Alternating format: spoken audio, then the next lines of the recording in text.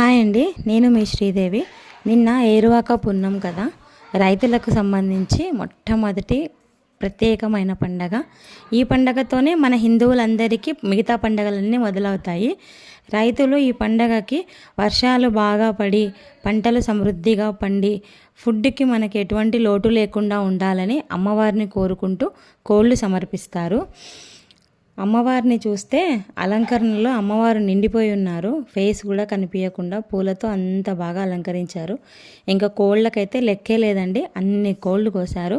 నేను చాలా చోట్ల చూశాను, కానీ ఏరువాక పున్నం పండగ ఇక్కడ మాత్రం చాలా గ్రాండ్గా చేశారండి.